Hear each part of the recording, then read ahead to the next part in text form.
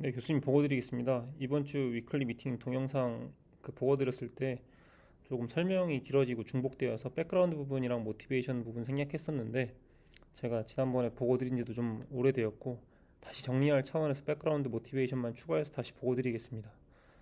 다른 부분에 대해서 지적해 주시고 좀 제안해 주신 부분에 대해서는 저도 좀 공부하고 적용 가능성을 확인해서 더 나은 방향으로 연구해 볼 수 있도록 하겠습니다. 다시 한번 이제 세심한 가이던스에 감사드립니다.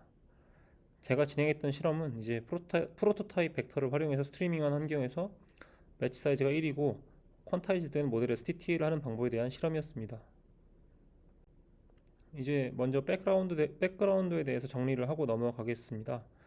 사실 이제 제가 주 타겟으로 설정했던 도메인은 밀리터리 오퍼레이션인데요. 지금 미국이랑 이제 이란이 종전 선언이 이루어지진 않았지만 가장 최근에 그 위기가 고조되었을 때 미국의 이제 파리공수 부대와 해병대를 이란 본토, 하르그 섬이나 이런 데 상륙시키려고 트럼프 대통령이 고민했던 내용의 뉴스를 좀 기억하실 것입니다.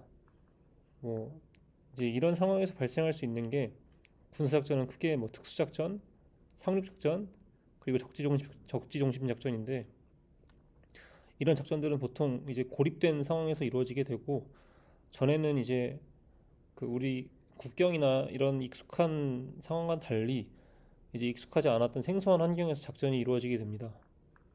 그래서 이제 이런 상황들은 사전에 학습할 수 없고 가능하더라도 제한되기 때문에 기존에 학습된 모델들에서 다른 기상 환경, 지형, 시야에 따른 영향으로 성능 저하가 발생하게 되고 이러한 상황들은 제가 말씀드린 군사작전뿐 아니라 야외에서 운용되는 농업 로봇이나 드론을 이용한 건물, 교량 등의 인스펙션 작업에서 발생할 수도 있을 것으로 생각을 했습니다.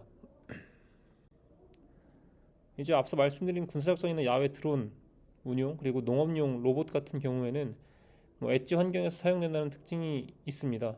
일부 드론 운용이나 농업용 로봇에서는 해당이 되지 않을 수도 있지만 앞서 이제 말씀드린 군사작전과 같은 경우에는 보통 이제 새로운 지역, 즉 좀 아군이 아닌 적성을 띠고 있는 지역에서 작전이 수행되고 이러한 환경에서는 대규모 컴퓨팅 시설을 운용할 수 없을 가능성이 더 큽니다. 그리고 적성을 띠는 지역이기 때문에 주둔지에 대한 경계 활동, PR을 구분해서 교전하고 적에 대한 정첩보를 즉각적으로 획득하여 제공하거나 바로 타격해야 된다는 특징이 있기 때문에 스트리밍 환경에서 즉각적으로 대응해야 할 가능성이 높습니다. 그래서 이제 스트리밍 환경인 즉 배치 사이즈가 1인 환경에서 운용이 가능해야 하고 엣지 디바이스에서 운영되어야 하기 때문에 백 프로파게이션 없이 제한된 메모리와 컴퓨팅 환경에서 그리고 이제 모델 사이즈를 줄여서 디바이스에서 즉시 인프런스 해야 한다고 가정을 했습니다. 여기서는 다른 이제 모델 컴프레션 기법보다 int 8 퀀타이제이션으로 가정을 했고 근데 이제 기존에 사용하고 있던 TTA 방법들은 이런 환경을 만족시키지 못합니다. 현존하는 TTA 방법들은 비엔 어댑테이션 방법으로 그러니까 스태티스틱스를 활용하기 때문에 배치 사이즈가 매우 큰 환경에서 적용이 가능하거나 백프로파게이션 과정이 있습니다. 물론 이제 몇몇 기법들은 앞선 상황에서 가정했던 상황인 스트리밍 상황이나 컨티뉴얼 TTA를 적용하지만 모든 엣지 제약 사항을 만족하고 스트리밍 상황에서 운용 과정에서 지속적으로 적응해야 하는 환경을 만족시키지는 못합니다. 그래서 저는 앞서 가정했던 운용 상황을 모두 만족시키기 위한 TTA 방법을 좀 제안하고자 하였고 그래서 여기서 요구하는 특성은 컴퓨팅 제한에 따른 노백 프로파게이션, 스트리밍 환경을 만족하기 위한 배치 사이즈 1에서도 잘 적용되는 방법 그리고 지속적으로 도메인 변화에 대응할 수 있는 능력을 가져야 합니다. 그래서 이 연구는 이러한 제약사항을 모두 만족시키고 클래스 프로토타입 벡터를 활용한 TTA 방법을 디자인하고자 하였습니다. 이제 기존 연구에 대해서 좀 간단히 짚고 넘어가겠습니다. 기존 TTA는 고정된 타겟 디스트리뷰션을 가정했지만 최근에는 지속적으로 변화하는 환경을 고려한 컨티뉴얼 TTA 연구가 등장했습니다. 예를 들어서 ROTTA는 시간이 지남에 따라 변화하는 데이터 스트림을 고려하고 메모리와 EMA를 활용하여 안정적인 어댑테이션을 수행하는 방법을 제안합니다. 다만 이러한 방법들은 주로 메모리 구조와 추가적인 연산을 필요로 한다는 한계가 있습니다. 또한 이제 최근에는 엣지 환경을 고려해서 백 프로파게이션 없이 포워드 온리 어댑테이션을 수행하는 연구도 제한되고 있습니다. 그리고 이제 퀀타이즈드 모델에서는 앞서 말씀드린 이제 BN 어댑테이션 방식이 좀 제한되기 때문에 이런 그 포와처럼 포워드 패스만을 이용해서 모델을 업데이트하는 방식을 제한하고 이런 퀀타이즈드 모델에서도 적용 가능한 방법들이 연구되고 있습니다. 하지만 이제 이러한 방법들은 여전히 좀 멀티플 포워드 패스나 추가적인 연산을 요구하는 경우가 많습니다. 최근에는 프로토타입 CTA도 좀 제한이 되고 있는데 이러한 방법들은 프로토타입을 클래시파이어로 사용하지는 않고 소스 프로토타입과 타겟 프로토타입을 활용해서 피처 얼라인먼트를 수행하고 컨피던스 기반으로 릴라이어블 샘플을 선택해서 업데이트를 진행합니다. 그러나 대부분 프로토타입은 좀 보조적인 역할로 사용되고 클래시파이어 자체로 사용되는 경우는 제한적이고 엣지 환경을 고려한 설계는 아직 부족한 상황입니다.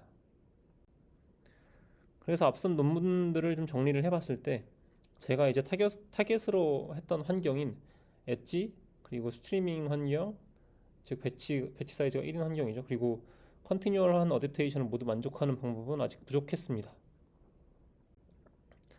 그래서 제가 하고자 하는 연구에서는 컴프레스드 모델, 스트리밍 환경에서 클래스 프로토타입을 기반으로 EMA 업데이트를 통한 컨티뉴얼한 TTA를 제안해 보고자 합니다. 물론 이제 백프로파게이션 없이 그 컴퓨팅과 메모리 환경을 좀 고려한 TTA 방법이고요. 실험 전에 이제 전반적으로 메소돌로지 인퍼런스가 어떤 식으로 진행되는지만 간략히 보고드리겠습니다. 그리고 이제 여기서부터 보고드리는 내용은 그 이전 동영상이랑 동일하기 때문에 혹시 그 동영상 내용을 다 이제 기억하시면 굳이 들으실 필요는 없습니다. 대신 이제 한 번에 쭉 설명드리기 위해 추가적으로 영상 녹화를 진행했습니다. 그래서 이제 학습된 모델의 인풋 이미지가 들어오면 그 이미지의 프로토타입을 추출해서 코사인 시뮬러리티로 그 클래스를 예측하고 그 클래스의 컨피던스가 일정 타우를 넘으면 그 이미지 데이터셋으로 EMA 업데이트를 진행하는 방식이었습니다.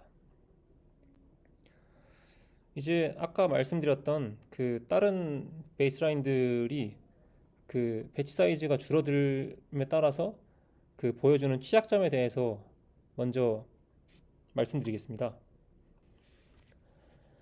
이제 다른 베이스라인들은 보통 TTA 방식을 배치 노멀라이제이션을 활용해서 적용하기 때문에 스트리밍 환경과 같이 배치 사이즈가 줄어드는 환경에서는 취약할 수가 있습니다.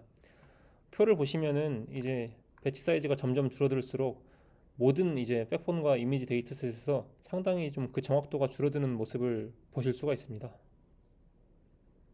이 슬라이드는 그래서 다른 TTA들 이 왜 배치 사이즈가 1인 스트리밍 환경에서 맞지 않는지를 보여주는 슬라이드였고요.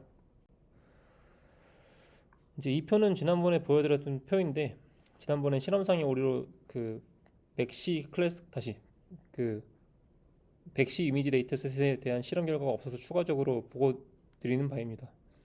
일반적인 방법과 클래스별 프로토타입의 코사인 시뮬러리티를 계산했을 때 정확도 차이가 크지 않고 로짓을 사용했을 때와 그 비교를 했을 때 그리고 일부 백본과 데이터셋 조합에서는 더 좋은 모습을 보이는 것을 보실 수가 있습니다. 이제 이 표는 단순 EMA 업데이트 전략만을 통해서 각 세버리티에 따라 초기화를 시킨 에피소딕 기법 그리고 커럽션 스타일 변화에 따라 초기화를 각각 시킨 파셜 컨티뉴얼 기법 그리고 별도 초기화를 시키지 않고 완전히 컨티뉴얼한 러닝을 통한 풀 컨티뉴얼 방식입니다. 이제 결과를 보시면 10개 클래스를 가진 이미지 데이터셋에서는 단순 프로토타입 업데이트만을 가지고도 에피소딕 파셜 컨티뉴얼 방식에서 어느 정도 성능 향상을 보여줬지만 그 풀 컨티뉴얼 방식에서는 에러 그 누적 때문에 성능 저하를 보여줍니다. 반대로 이제 100개의 클래스를 가진 이미지 데이터셋에서는 시작부터 불안정한 모습을 보여줍니다. 그래서 이제 단순 EMA 방식보다 조금 더 나아가서 Confidence Based Filtering 방식을 적용해 보고자 했습니다. 그 첫 번째 방식은 단순 코사인 스코어 베이스드 필터링 방식인데요. 이제 이 방법은 프로토타입별 탑 1 클래스 코사인 스코어가 스레시홀드를 넘은 이미지 데이터셋만 선별해서 업데이트를 시키는 방식입니다.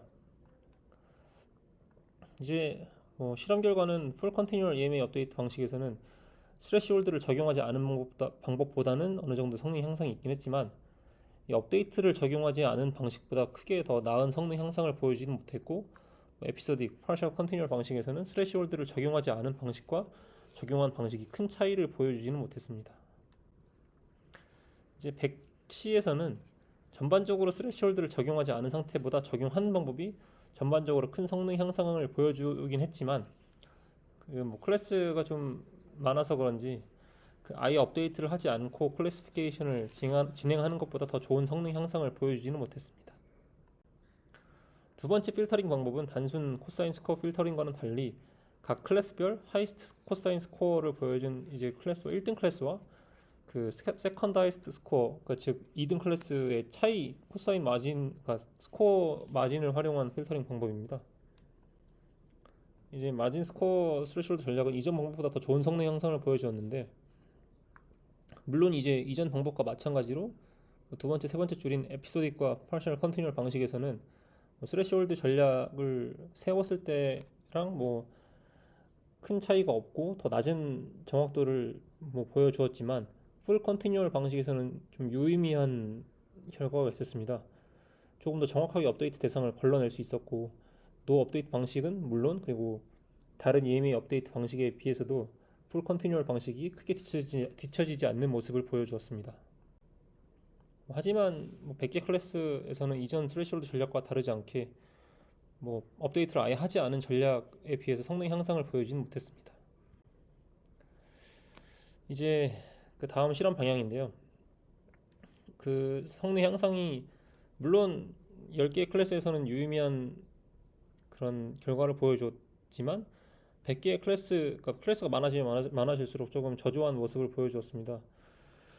그래도 이제 마진 스코어 기반의 스레시홀드 전략이 어느 정도 가능성이 있다고 생각을 했고, 그래서 지금 이제 EMA 업데이트 방식이 올드 프로토타입 90%, 뉴 피처 10%로 구성되어 있는데, 이 비율을 조금 바꿔보며 추가적인 실험을 진행해봐도 좋을 것 같다고 생각을 했습니다.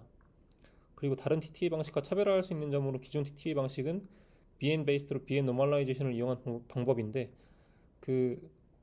뭐 VIT나 컨브넥스트, CNN 백본과 같이 그 BN 레이어를 사용하지 않은 그런 다른 백본으로도 한번 실험을 좀 진행해 보면서 다른 TTA 방식보다 더 다양한 방식의 백본에서도 적용할 수 있는 그 스코프를 좀 넓힐 수 있는 방법임을 실험해 볼 수 있도록 하겠습니다.